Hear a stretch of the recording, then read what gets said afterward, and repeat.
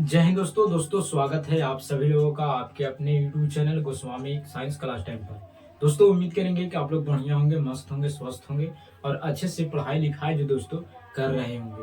तो दोस्तों आज की इस वीडियो में हम लोग क्लास 12th के बायोलॉजी का बहुत ही महत्वपूर्ण सब्जेक्टिव क्वेश्चन को जो दोस्तों हम इस वीडियो में आपको बताने वाले हैं, जो कि आपको 2026 का जो फाइनल एग्जाम होगा उसमें जो दोस्तों ये सवाल पूछे जाएंगे। ठीक है, तो दोस्तों चलिए इस वीडियो को शुरू करते हैं और अच्छे तरीका से इस सवाल को जो दोस्तों बहुत ही बेहतरीन ढंग से हम आपको समझाने का प्रयास करते हैं। ठीक है, तो चलिए इस वीडियो को शुरू करते हैं। तो दोस्तों बहुत ही महत्वपूर्ण सवाल है कि उत्सर्जन की परिभाषा लिखिए। सबसे पहले कह रहा है कि उत्सर्जन की परिभाषा लिखिए, फिर कह रहा है कि उत्सर्जन के दो प्रमुख अंगों के नाम लिखिए। ठीक है, और फिर कह रहा है कि दो उत्सर्जित पदार्थों के नाम लिखिए। यानी इसमें कुल जो है दोस्तों 3 प्रश्न किया गया है। ठीक है, और चलिए बारी बारी से तीनों प्रश्न का जो दोस्तों हम लोग उत्तर को जानते हैं। और यहाँ से जो सवाल जो दोस्तों आपको ऑब्जेक्टिव के रूप में भी सवाल यहाँ से देखने को मिलेगा। ठीक है, साथ में सब्जेक्टिव क्वेश्चन भी जो दोस्तों देखने को मिलता है। ठीक है, तो चलिए इसका उत्तर दोस्तों हम लोग जानते हैं। दोस्तों अगर ऐसा सवाल आपको एग्जाम में पूछ दिया जाए तो आप आसानी से उत्तर आप लिखिएगा। उत्तर में क्या लिखेगा, तो पहले लिखेगा जो पहले सवाल का रहा उसका पहले जवाब लिखेगा।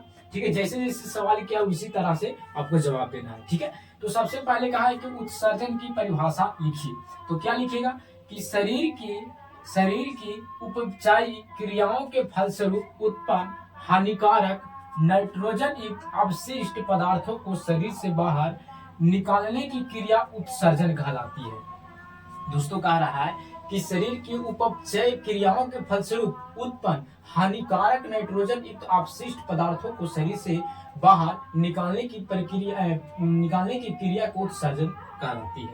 यानी उपचय क्रिया क्या है, जैसे कि हम लोग जब खाना को खाते हैं तो क्या होता है कि हमारे शरीर में बहुत सारी क्रियाएं होती है। ठीक है, जब क्रियाएं होती है तो उसमें कुछ ऐसे भी पदार्थ होते हैं जो हमारे शरीर के लेकर, हमारे स्वास्थ्य के लेकर हानिकारक होता है। ठीक है, और उसी हानिकारक पदार्थ को जब शरीर से बाहर निकलता है उसी को हम लोग, उस क्रिया को हम लोग उत्सर्जन कहते हैं। और जो हमारे शरीर में जो गंदगियां होती है और जिस विधि द्वारा निकलता है, जिसके उत्सर्जन द्वारा निकलता है उसी को हम लोग उत्सर्जन कहते हैं। ठीक है, बहुत ही छोटा सवाल है।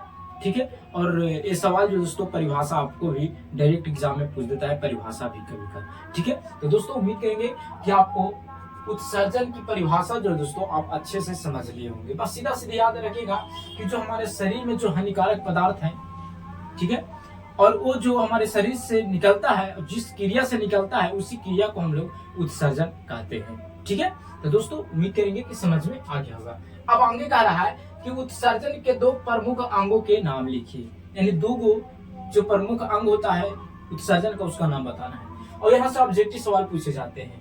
ठीक है, तो याद रखिएगा, स्टार्ट पॉइंट मार के लिखिएगा कि दो उत्सर्जित अंग है। पहला है बृहक इसको कहते हैं, तो किडनी को कहते हैं। यहाँ से एक सवाल बनता है कि एक बृहक में 10 लाख लगभग न्यूफ्रॉन पाए जाते हैं। ठीक है, तो अगर आपसे पूछेंगे कि बृहक में कितने न्यूफ्रॉन पाए जाते हैं, तो लगभग 10 लाख। ठीक है, याद रखिएगा।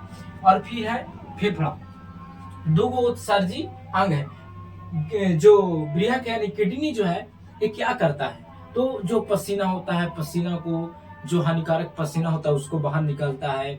जो मूत्र होते हैं, जो यूरिया जो होते हैं गंदा होते हैं, उसको शरीर से बाहर निकालता है। और फेफड़ा जो है दोस्तों, जिससे कि हम जिस वातावरण में रहते हैं वहां पे ना जाने कैसे कैसे गैस होते हैं। ठीक है, अनेक प्रकार के गैस होती है। ठीक है, तो जो बेकार गैस होती है उसको क्या करता है, निकाल देता है। ठीक है, और जो शुद्ध ऑक्सीजन होता है उसको अंदर की ओर ले जाता है। ठीक है, तो दो उत्सर्जी अंग होते हैं, एक बृहक और एक फेफड़ा।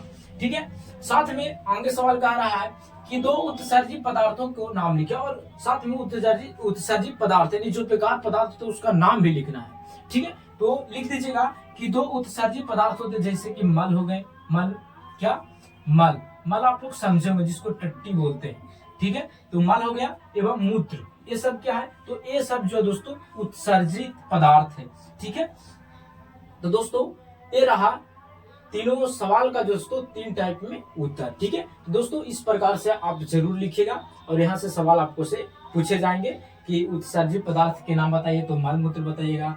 फिर पूछेगा उत्सर्ज अंक का नाम बताइएगा, तो आप विहक और फेफड़ा बताइएगा, फिर परिभाषा पूछेगा तो परिभाषा आप लिख दीजिएगा। ठीक है, तो दोस्तों ऐसे सवाल आपको लघु उत्तरीय प्रश्न में पूछे जाएंगे, और साथ में अगर उसमें ना पूछे जाएंगे तो ऑब्जेक्टिव के रूप में जो दोस्तों जरूर पूछे जाएंगे।